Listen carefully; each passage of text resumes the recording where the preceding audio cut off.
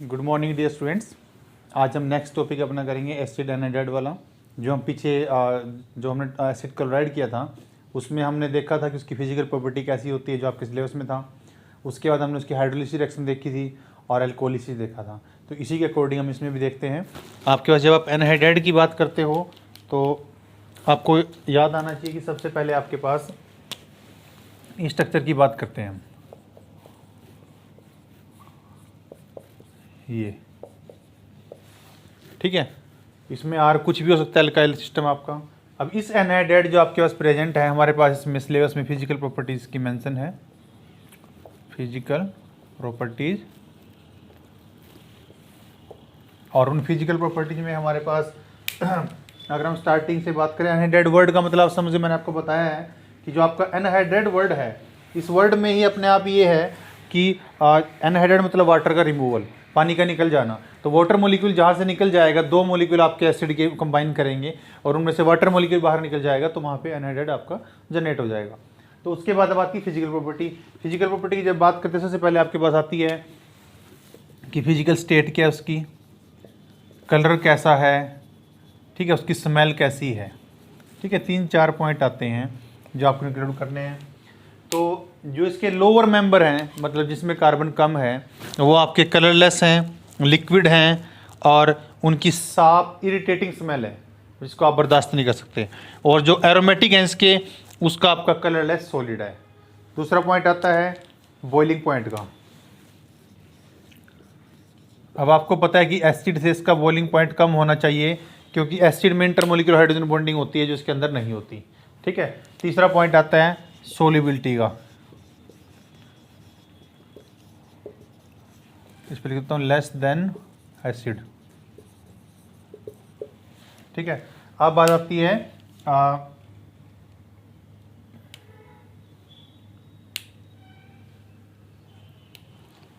Sorry, एक चीज़ यहाँ पे मैं आपको बता देता हूँ। जो हमने पॉइंट कंसीडर किया वो ठीक था कि आपके पास जो बॉइलिंग पॉइंट है वो आप उसके अकॉर्डिंगली ले सकते हैं कि आपका जो बॉइलिंग पॉइंट है, आप उसको अगर देखोगे तो डेफिनेटली हाइड्रोजन बॉन्डिंग नहीं है, लेकिन इस मॉलिक्यूल का जो साइज है, देखिए कितना बड़ा मॉलिक्यूल है, इस मॉलिक्यूल का जो साइज है वो बड़ा है। और जहाँ पे साइज लार्ज हो जाता है वहाँ पे आती है वंडरवॉल इंटरेक्शन। तो जो वंडरवॉल फोर्स ऑफ इसकी अट्रैक्शन होती है वो यहाँ पे ड्यू टू लार्जर साइज ज़्यादा हो जाती है, तो उसकी वजह से इसका बॉइलिंग पॉइंट अपने एसिड से हाइयर है। वरना वो हमारा पॉइंट ठीक था बिल्कुल यहाँ पे, लेकिन यहाँ दूसरा फैक्टर आ गया वंडर फोर्स ऑफ अट्रैक्शन वाला। तो वंडरवॉल इंटरेक्शंस की वजह से यहाँ पे ऐसा होता है। सोलिबिलिटी इसकी भी ऑर्गेनिक सोलवेंट में ही है, ऑर्गेनिक सोलवेंट्स लाइक ईथर, ठीक है, इनमें इसकी आपकी सोलिबिलिटी है इस कंपाउंड की। तो ये आपका एनाहाइड्राइड के रिगार्ड में आ गया कि इसकी फिजिकल प्रॉपर्टीज क्या क्या होती है। अब इसकी रिएक्शन है जो वो देख लेते हैं।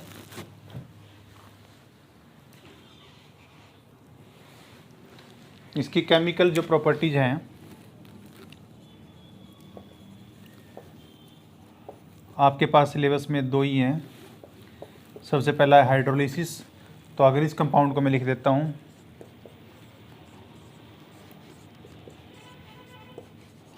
अगर आप इसको हाइड्रोलिसिस करने जाते हो तो मतलब वाटर ऐड करते हो आप इसमें, तो H आपका एक साइड आएगा, OH आपका एक साइड आएगा, मतलब यहाँ से आपका मॉलिक्यूल ब्रेक हो जाएगा।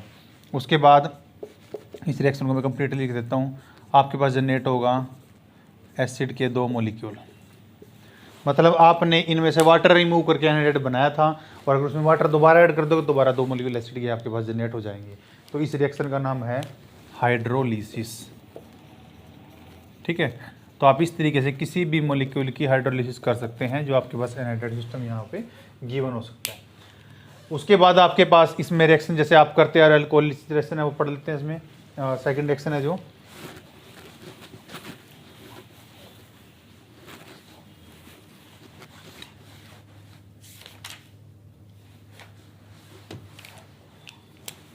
सेकंड रिएक्शन है अल्कोहलिसिस। मतलब अल्कोहल की प्रेजेंस में टूटना, लिसिस का मतलब था टूटना, अल्कोहल का मतलब है यहाँ पे अल्कोहल ऐड करके तोड़ रहे हो आप। तो अगर इस टाइप की कोई आपके पास रिएक्शन पॉसिबल है तो आप सिंपल वही लिखोगे जो हमने अभी अब बनाया था आपके पास, RCOO COOR, और उसने इसमें ऐड कर दिया कोई भी एसिड, सपोज करो ROH, कोई भी आपका एडिशन इसमें हो गया है। तो अब उसमें क्या होगा, देखो जब आपका मॉलिक्यूल वहाँ पे ऐड हुआ था, हमने क्या किया था, उसमें हमने किया था एक साइड H ऐड किया था, एक साइड OH ऐड किया था। अब सपोज करो मैं H यहाँ ऐड कर रहा हूँ, रिमेनिंग पोर्शन यहाँ ऐड कर देता हूँ, OR यहाँ पे, तो आपके पास क्या प्रोडक्ट बनना चाहिए, एक आपका बनेगा एसिड और दूसरा मॉलिक्यूल क्या होगा RC≡OOR, एक एसिड एक एस्टर।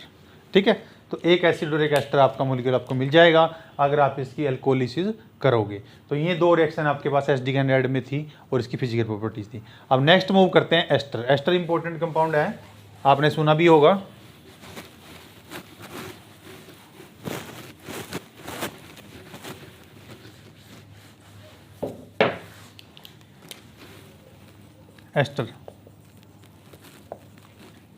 एस्टर आपका ये मॉलिक्यूल होता है और यहाँ पे कुछ भी हो सकता है, सेम भी हो सकता है, डिफरेंट भी हो सकता है, डिपेंडिंग अपॉन द सिस्टम। तो जो आपका एस्टर होता है ये आपके लिए इंपॉर्टेंट क्यों है, मैंने आपको बोला कि काफ़ी इंपॉर्टेंट कंपाउंड है। आपके जितने फ्रूट्स होते हैं उन सब की स्मेल एस्टर की वजह से ही होती है। इसमें क्या आ गया आपका, आपके जो नेचर में जितने भी आपके पास प्लांट्स, फ्रूट्स, फ्लावर्स हैं, उन सब में इसी का आपका रोल होता है। दूसरा आपके फैट्स हैं, ऑयल्स हैं, उन सभी में एस्टेरिफिकेशन होकर के ही वो बनते हैं। वो किसी न किसी एसिड का डेरिवेटिव होते हैं। जैसे कोई पामेटिक एसिड को होता है तो पामेट एस्टर बोलते हैं, कोई स्टीरिक एसिड को होता है तो स्टीरिक एस्टर बोलते हैं। तो इस तरीके से, इसलिए इस कंपाउंड की यूटिलिटी आपके लिए इंपॉर्टेंट है। तो इस एस्टर कंपाउंड की सबसे पहले हम देखेंगे फिजिकल प्रॉपर्टीज़।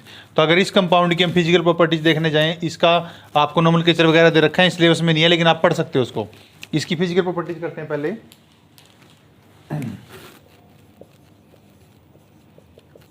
फिजिकल प्रॉपर्टीज में आपके पास वही रहेंगे जो हमने अभी लास्ट पढ़े थे। सबसे पहले हम देखेंगे कि इस कंपाउंड की स्मेल, कलर का क्या आपका रहने वाला है, फिजिकल स्टेट और स्मेल। ये अब देखिए आपके पास मेंशन्ड है कि आपके पास जो भी इसके लोअर कार्बोक्सिलिक एसिड के डेरिवेटिव एस्टर है, जो मतलब जिनके कार्बन नंबर कम है, उनकी बात कर रहा है, उनमें आपके पास ये कलरलेस कंपाउंड होते हैं, कलरलेस, और प्लीजेंट स्मेल होती है, मतलब अच्छी स्मेल होती है इनकी,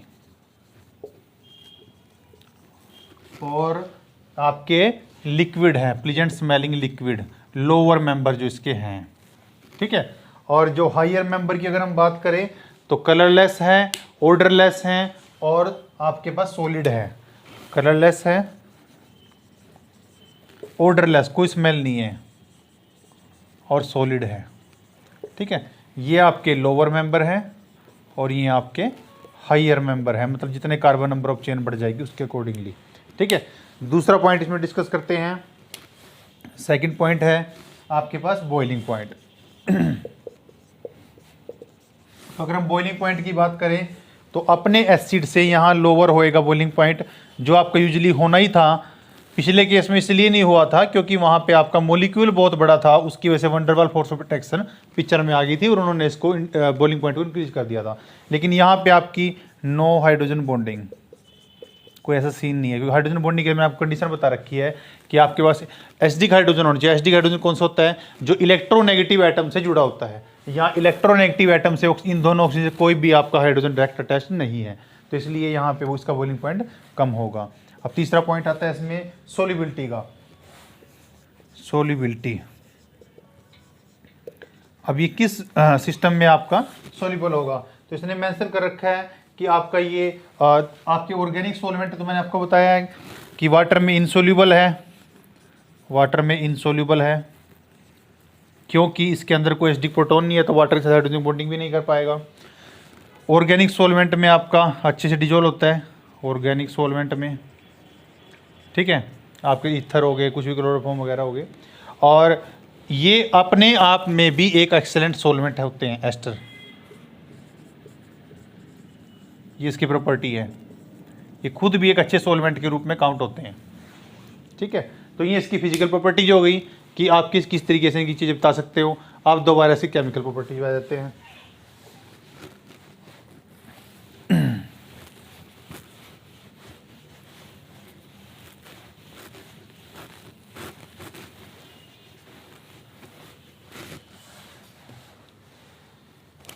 केमिकल प्रॉपर्टीज। केमिकल प्रॉपर्टी में सबसे पहली प्रॉपर्टी है हाइड्रोलिसिस, जो अब तक हम पढ़ते आए हैं। ठीक है, तो आप लिखोगे कोई भी एस्टर और उसमें आप वाटर का एडिशन कर दीजिए एसिडिक कंडीशन में, तो आपके पास क्या जनरेट होगा, एसिड और एल्कोहल। ठीक है, जिससे मिलके बना था वही दोबारा इसने रीजनरेट कर दिया है। आपका यही रिएक्शन है जो वो बेसिक कंडीशन में हो सकती है, NaOH में होगी रिएक्शन, और आपके पास बन गया RCOO नेगेटिव Na पॉजिटिव और ROH। ठीक है, ये आपके पास यहाँ पे कोई अल्कोहल सिस्टम जनरेट हो गया। अब आप एक चीज़ नोटिस कर रहे हो कि जो आपके पास ये रिएक्शन गिवन है यहाँ पे, जब एसिडिक मीडियम में ले रहा हूँ तब रिएक्शन रिवर्सिबल है, और जब बेसिक मीडियम ले रहा हूँ तब रिएक्शन इरिवर्सिबल है। तो इसीलिए अगर आपको ये रिएक्शन करनी है तो बेसिक मीडियम को प्रेफर किया जाता है, क्योंकि एसिडिक मीडियम में जो रिएक्शन है वो रिवर्सिबल नेचर में रहती है, उतना प्रोडक्ट बनेगा फिर वो रिएक्टेंट में कन्वर्ट होता रहेगा। तो या तो आप प्रोडक्ट को कंटिन्यूसली रिमूव करते रहें तो आपका पॉसिबल है, या फिर आपका बेसिक मीडियम को आपको यूज करना पड़ेगा। अब देखिए इसमें जो आपके जो फैटी एसिड है यहाँ पे, जो यहाँ बना हुआ है, जैसे फैटी एसिड का यहाँ पे सोल्ट बने हुए हैं, ये देखो ये आपका एसिड है वो उसका सोल्ट बन गया यहाँ पे। ठीक है, तो उसने कहा कि जो आपके पास, अगर यहाँ पे मैं ले लेता हूँ, जैसे मैंने यहाँ पे एग्जांपल इसने अगर दे रखा है PHCOCH3 और COCH3 एस्टर है आपका ये, और इसकी हमने हाइड्रोलिसिस की है NaOH के साथ। ठीक है, तो आपके पास वही बनेगा कि यहाँ एरोमेटिक सिस्टम लिख लीजिए आप, COO नेगेटिव Na पॉजिटिव, और साथ में आपका बनेगा CH3OH। ठीक है, मिथेनॉल सिस्टम यहाँ पे जनरेट हो जाएगा। तो जितने भी आपके पास सोप्स होती हैं, साबुन जिसको आप यूज़ करते हो, वो सभी किसी न किसी फैटी एसिड का एस्टर होता है, मतलब उसका सोल्ट होता है, किसी फैटी एसिड का। जो आपकी जितनी भी सोप्स हैं, soaps are sodium salt of higher fatty acid. अब जो आप एल्केलाइन हाइड्रोलिसिस कर रहे हो, ये वाली आपने जो की है, ठीक है, ये फैटी एसिड है, इसका सोडियम का सोल्ट बन गया है, तो ये आपकी सोप तैयार हो गई है। तो आपके पास जो भी गिवन यहाँ पे कोई भी आपके पास यहाँ पे एसिड हो सकता है, एस्टर हो सकता है, आप उसकी हाइड्रोलिसिस करते हो। तो जो एल्केलिन हाइड्रोलिसिस करते हैं, जिसको एल्केलाइन हाइड्रोलिसिस बोलते हैं, मतलब बेसिक मीडियम में कर रहे हैं एल्केलाइन हाइड्रोलिसिस, इसी को बोला जाता है सेपोनिफिकेशन। ये आपको एग्जाम में डेफिनेटली 3 मार्क्स में क्वेश्चन आएगा सेपोनिफिकेशन वाला। ठीक है, ऐसे आ जाएगा कि what is the saponification, explain with example. तो आपको कोई भी एस्टर लेना है और उस एस्टर का आपको अल्कलाइन मीडियम, बेसिक मीडियम, उसकी हाइड्रोलिसिस करा के ये बनाना है, ये आपकी सोप जनरेट हो गई।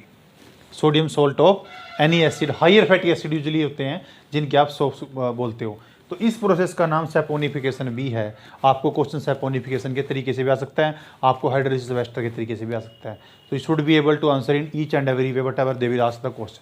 ठीक है, तो आपको पता होना चाहिए कि आप इस क्वेश्चन का रिप्लाई किस वे से कर सकते हैं। नेक्स्ट, अब देखो जो यहाँ पे ये हुआ है, मैं इसका आपको मैकेनिज्म बता देता हूँ, ये प्रोसेस हुआ कैसे है।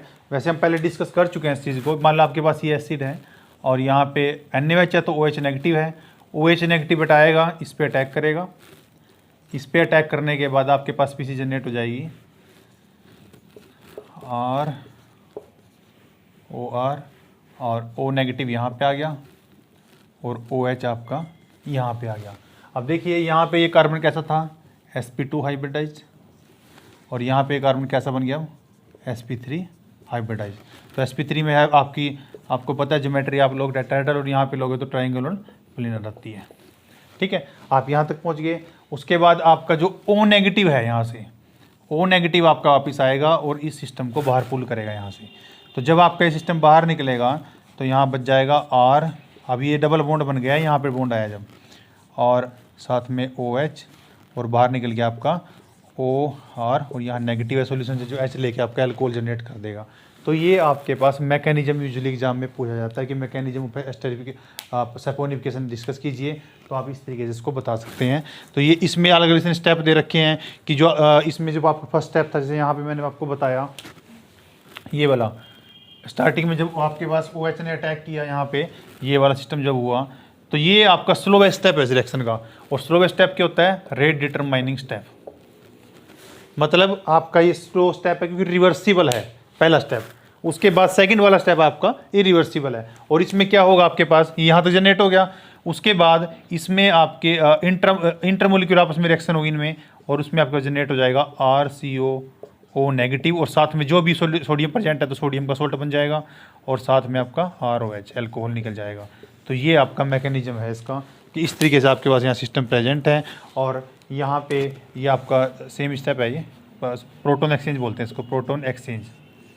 इस स्टेप के बाद फाइनली आपके पास मैकेनिज्म तैयार हो गया है कि इस तरीके से आप किसी भी सोप को जनरेट कर सकते हो। सैपोनिफिकेशन इस प्रोसेस का नाम बोला जाता है, तो आप उसको कर सकते हैं। ठीक है, ये इसका मैकेनिज्म है, यूजुअली एग्जाम में इंपॉर्टेंट है और अब पूछा भी जाता है। अब इसमें कुछ स्टडीज बता रखी है उसने, उसको आपको इतने डिटेल में जाने की जरूरत नहीं है। अब आप इसको देखिए, जो आपने मैकेनिज्म किया है इसमें हमने फर्स्ट रिएक्शन देखी हाइड्रोलिसिस। ठीक है, अब सेकंड रिएक्शन इसमें जो है उसको देखते हैं। इसमें आपके पास सेकंड रिएक्शन वो है जो उसने आपके सिलेबस में मेंशन भी है। मैंने आपको अभी जो मैकेनिज्म बताया ये मैकेनिज्म था एल्केलाइन हाइड्रोलिसिस ऑफ एस्टर। अगर मैं इसको एसिडिक मीडिया में लेता हूँ तब क्या होगा वो भी देख लेते हैं एक बार।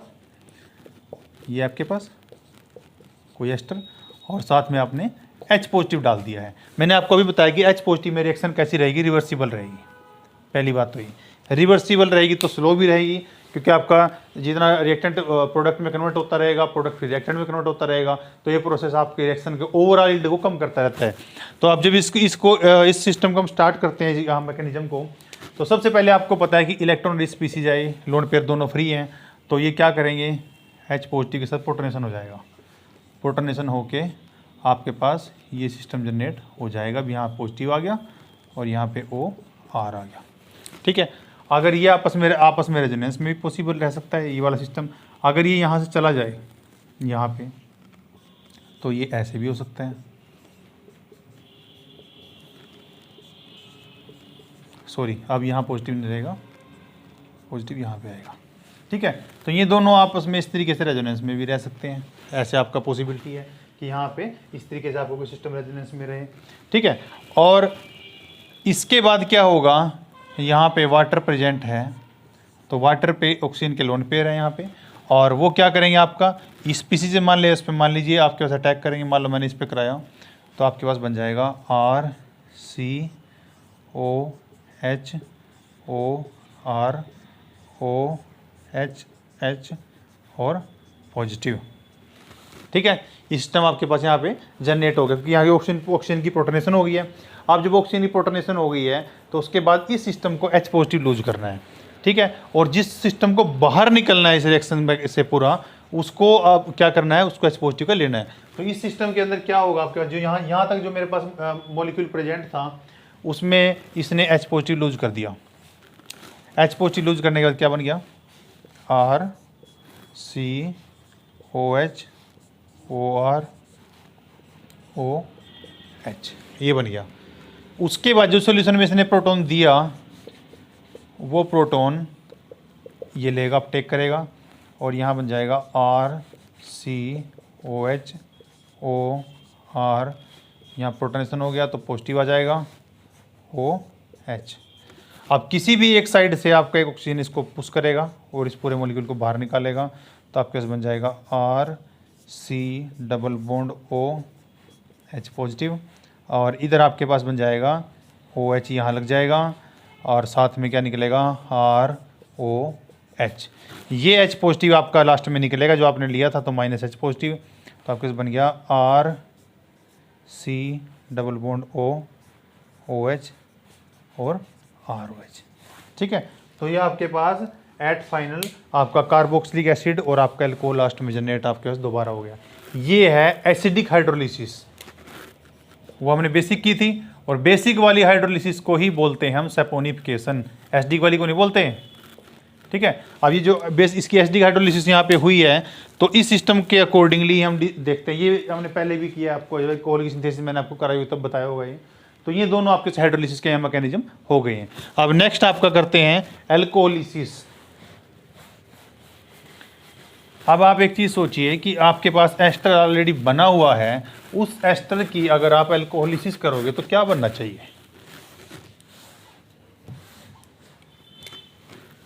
RCOR, मैं लिख देता हूँ एल्कोहोलिसिस। और अब अगर इसके साथ आप रिएक्शन कराते हो, यहाँ पे मैंने एक डैश लगा दिया है और यहाँ पे डबल डैश, ये सिर्फ मैं अल्काइल ग्रुप ये बताना चाह रहा हूँ कि अल्काइल ग्रुप अलग अलग है। और आपने इसको H पॉजिटिव, या आपके पास कोई बेसिक मीडिया है ये भी दे सकते हैं आप। और ये दोनों मैं ऊपर ही लिख देता हूँ क्योंकि इसका अलग मतलब हो जाता है, अगर मैंने नीचे लिख दिया ना इसका तो इसका मीनिंग कुछ और हो जाता है। और यहाँ पे लिख देता हूँ RONA, इन दोनों में से कोई भी एक, ठीक है। अब उसके बाद हम जो फाइनल मॉलिक्यूल बना रहे हैं उसमें आपका ये और साथ में निकल रहा है ROH। अब देखिए कि मैंने आपके तीनों R को अलग अलग क्यों लिखा था, ठीक है। अब देखो, सबसे पहले देखते हैं, आपको पता है कि आप जैसे अभी वाटर ने अटैक किया था, अगर आप मान लो एसिडिक मीडियम ले रहे हो तो एसिडिक मीडियम में क्या होगा, आपका ये वाला यहाँ पे स्पीसीज जनरेट हो जाएगी। मैंने अभी आपको मैकेनिज्म बताया ये वाली, ठीक है। अब अटैक करना है आपका, आप अगर वाटर सिस्टम ले रहे हो तो वाटर आके उस पर अटैक करेगा, लेकिन यहाँ पे हम क्या ले रहे हैं, अल्कोहल ले रहे हैं। तो इस ऑक्सीजन के जो लोन पेयर हैं यहाँ से वो आके अटैक करेंगे। अगर वो आके यहाँ पे अटैक करेंगे तो आपके पास स्पीसीज ऐसे जनरेट हो जाएगी RCOH और यहाँ पे OHR डबल डैश और OR, ये ऐसे। अब यहाँ क्या गया, पॉजिटिव, ठीक है। ये आपका पॉजिटिव सिस्टम यहाँ पे जनरेट हो गया है। उसके बाद इसका H पॉजिटिव निकल जाएगा, इसका H पॉजिटिव निकलने के बाद आपके पास जनरेट हो जाएगा ROR डबल डैश OR, ठीक है।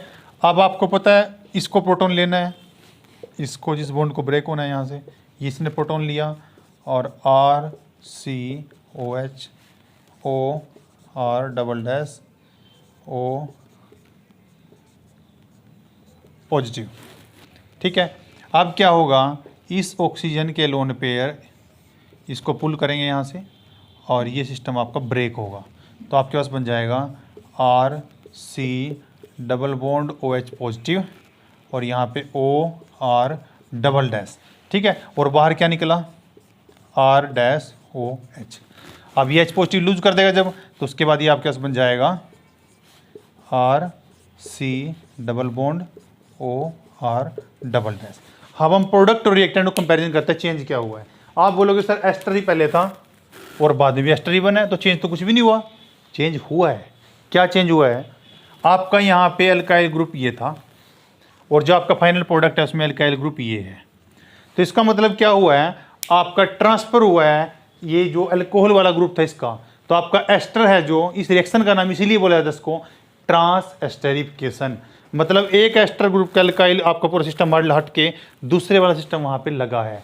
मतलब कहने का क्या है कि ये हमने इस पूरे पार्ट को यहाँ से रिप्लेस कर दिया है इस पूरे पार्ट से, इसलिए इस रिएक्शन का नाम है ट्रांस एस्टेरिफिकेशन। तो आपको चाहे एसिडिक मीडिया हो चाहे बेसिक मीडिया मैकेनिज्म मैंने आपको दोनों को बता ही दिए हैं। आप जहाँ पे वाटर या कोई भी अपना बेस यूज करते थे वहाँ पे आपको अल्कोहल वाला सिस्टम या अल्कोहल का कोई सोल्ट है वो वाला यूज करना है। तो इस तरीके से आप ट्रांस एस्टेरिफिकेशन रिएक्शन भी करा सकते हैं।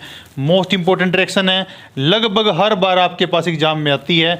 तो आप इसको अगर डिफाइन करना तो आप इसको आप इसको लिख भी सकते हो कि आपने एल्कोक्सी पार्ट को ही एल्कोक्सी पार्ट के दूसरे अल्कोहल से चेंज कर दिया, तो इसीलिए इस रिएक्शन का नाम है ट्रांस एस्टेरिफिकेशन। एक एस्टर था दूसरा एस्टर बना दिया है तो ट्रांसफर हो गया उसका alkoxy group, transesterification reaction इसी का नाम है। तो ये आपके पास हो गया एस्टर, ये भी इंपॉर्टेंट रिएक्शन रही है। अब नेक्स्ट है हमारे पास अमाइड। जो अमाइड आपके पास जब आपके दिमाग में आता है अमाइड, तो आपको लगता है कि अमोनिया जैसा कुछ है, लेकिन अमोनिया जैसा दिखता है लेकिन है नहीं है। जैसे RCONH2, अगर मैं सिस्टम की बात करूं तो मैं कहता हूं कि इसको अमाइड बोलते हैं, एसिड अमाइड। इसकी जो बेसिसिटी होती है वो हमेशा आपके पास जो सिस्टम प्रेजेंट होता है जैसे अमोनिया है उससे कम रहती है, क्योंकि अमोनिया में ऐसे लिखता हूँ NH3 लोन पेयर है, यहाँ भी लोन पेयर है, लेकिन ये लोन पेयर यहाँ इस तरीके से रेजोनेंस में है। मतलब RCO नेगेटिव और यहाँ डबल बॉन्ड NH2 पॉजिटिव। ये इस तरीके से रेजोनेंस में रहते हैं। तो ये नाइट्रोजन के लोन पेयर इजीली अवेलेबल नहीं है अमोनिया की तरह, इसीलिए हम बोलते हैं कि this is lesser basic than ammonia. ठीक है, फर्स्ट पॉइंट। इसमें जो इंपॉर्टेंट आपके पास फिजिकल प्रॉपर्टीज दे रखी है उसमें मैं आपको 2-4 बातें बता देता हूँ जो इंपॉर्टेंट सी हैं। सबसे पहला तो यही है कि आपके पास जो इसका सबसे छोटा मेंबर है, मतलब अगर आर की जगह मैच लगा देता हूँ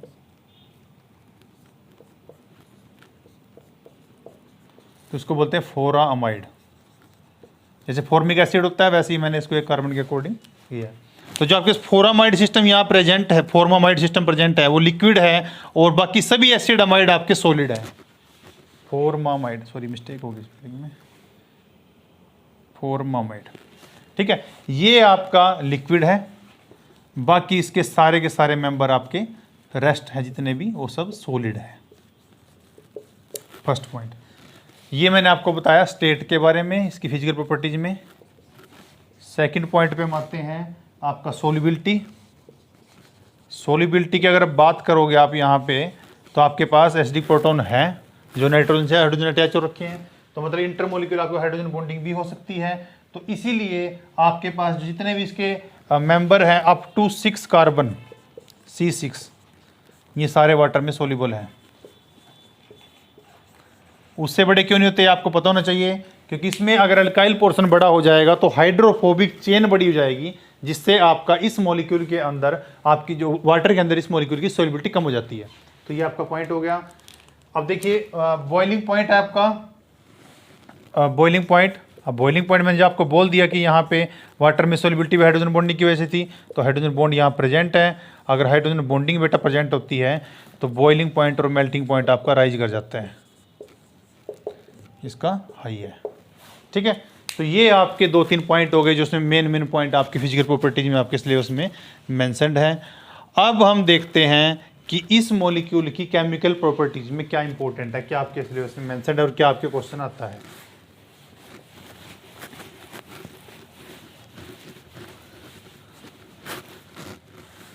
सबसे पहले तो इसको, अब आपको आपने देख लिया कि आपके पास जो सिस्टम प्रेजेंट था, इस सिस्टम के अंदर आपने एक चीज नोटिस कर ली यहाँ पे कि अमोनिया से तो लेस बेसिक है।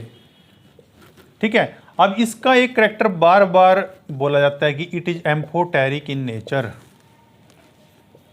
और ये क्वेश्चन आता है एग्जाम में कि explain how amide is amphoteric in nature. अब देखो एम्फो का मतलब क्या होता है, जो दोनों टाइप की प्रॉपर्टी शो करता है, मतलब ये आपके पास एसिड भी है और बेस भी है, बेशक से वीक है वो। ठीक है, तो वो आपकी क्या प्रॉपर्टी शो करता है, उसने कहा कि जो आपको एसिड का माइंड होता है ये अमाइन की तरह, इसकी बेसिटी हम देखते हैं क्योंकि लोन पेयर इसमें इलेक्ट्रॉन प्रेजेंट है, और this lone pair electron is not available because it is involve in resonance. तो अगर ये अवेलेबल नहीं है, लेकिन कुछ हद तक है, कंप्लीटली अवेलेबल नहीं है। तो सबसे पहले देखते हैं कि इसका बेसिक नेचर कैसे होता है। बेसिक नेचर, अब देखिए बेस किसको बोलते हो आप, जो अपने लोन पेयर किसी भी आपके H पॉजिटिव को डोनेट कर देता है उसको आप बेस बोलते हो। तो अगर हम इसका बेसिक करैक्टर देखते हैं तो RCO NH2 प्लस HCl, इसकी रिएक्शन करा के देखते हैं। यह नाइट्रोजन के लोन पेयर हैं, तो यहाँ आपके क्या बनाएंगे, RCO NH3Cl, ये बन गया आपके पास पॉजिटिव और नेगेटिव। मतलब इसने अपने इलेक्ट्रॉन थे जो किसी सिस्टम को डोनेट कर दिए हैं, तो मतलब ये बेसिक इन करैक्टर है। ठीक है, दूसरा पॉइंट था इसमें एसिडिक करैक्टर। एसिडिक करैक्टर, अब एसिडिक नेचर आप अगर देखोगे तो आप बोलते जो H पॉजिटिव को लूज कर देता है उसको आप एसिड काउंट करते हो। तो मान लो मेरे पास कोई यहाँ सिस्टम ये है RCO NH2, ये प्रेजेंट है, और मैं इसको किसी सोडियम मेटल से ट्रीट कराता हूँ, तो उस कंडीशन में क्या होना चाहिए, अगर ये H पॉजिटिव आप इस सिस्टम के अकॉर्डिंग आप बोल रहे हो कि लिबरेट करता है, तो आपके पास यहाँ सिस्टम जनरेट होना चाहिए RCO NH Na plus H2, मैं इसको बैलेंस कर देता हूँ, 2 और सोडियम भी 2 है, राइट, ये। अब देखिए इसने H पॉजिटिव लूज किया तभी वहाँ H2 गैस लिबरेट हुई है। और आपको पता है जो अल्कली मेटल होते हैं वो किसी, जो आपके अल्कली मेटल होते हैं वो अगर किसी सिस्टम से जहाँ एसिडिक प्रोटॉन है वहाँ से उससे जुड़ते हैं, उससे कोई रिएक्शन करते हैं तो H2 गैस लिबरेट करते हैं, वो उनका एसिडिक कैरेक्टर शो करता है। तो देखिए इसका मतलब इसने रिएक्शन शो की तो इसका एसिडिक कैरेक्टर भी है। तो आपको दोनों एक एक रिएक्शन लेकर के उससे एक्सप्लेन करना पड़ेगा कि इसने अपने लोन पेयर यहाँ HCl को H पॉजिटिव को दिया तो एक बेस है, और इसने यहाँ पे अपना H पॉजिटिव लूज किया है तो एक एसिड है। ठीक है, तो इस तरीके से आप इसके एम्फोटेरिक कैरेक्टर को एक्सप्लेन करोगे। ये क्वेश्चन डेफिनेटली हर बार आता है। So this time also it has more probability to come, क्योंकि शायद लास्ट टाइम वाले पेपर में मेरे ख्याल से नहीं आई, तो इस बार आने की इसकी संभावनाएं ज़्यादा हैं। तो आप इसको जरूर कर लेना, ये एम्फोटेरिक नेचर एग्जाम में यूजुअली आएगा आपका।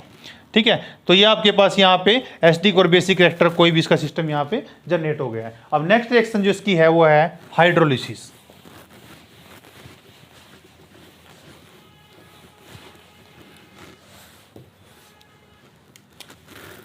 हाइड्रोलिसिस आपको पता है, हाइड्रोलिसिस आप करते आ रहे हो। हाइड्रो मतलब आपका वाटर मॉलिक्यूल की प्रेजेंस में आपका मॉलिक्यूल ब्रेक कैसे होता है, उसकी लिसिस कैसे होती है। ये आपका वाटर है, अगर मैं इसको प्रॉपर लिख के आपको बताऊं तो सिंपल आपका ऐसे आना चाहिए, वो H यहाँ पे, H यहाँ पे, और ये बॉन्ड आपका क्लीव हो सकता है। तो आपका एक एसिड जनरेट हो जाएगा और एक आपका अमोनिया निकल जाएगा।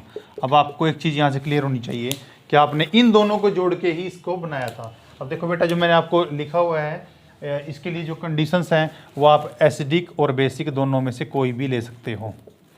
अगर एसिडिक कंडीशन में रिएक्शन करोगे तो लास्ट में आपका NH4 पॉजिटिव ये वाला मिलेगा। अगर बेसिक कंडीशन में करोगे तो आपका यहाँ पे ये सोल्ट मिलेगा, ये वाला। दोनों में फर्क इतना ही है सिर्फ। ठीक है, बाकी अमोनिया आपका ऐसा रहेगा। अगर आप एसिडिक में करते हो तो ये वाला प्रोडक्ट मिलेगा, बेसिक में करोगे तो ये वाला प्रोडक्ट मिलेगा। तो इस तरीके से आप इसका मैकेनिज्म देख सकते हैं। अब उसमें वही है, एसिडिक और बेसिक दोनों में आपको एक मैकेनिज्म बता देता हूँ, उसके अकॉर्डिंग आपको आइडिया हो जाएगा कि रिएक्शन कैसे होती है। सबसे पहले हम रिएक्शन करते हैं एसिडिक मीडियम के अकॉर्डिंग।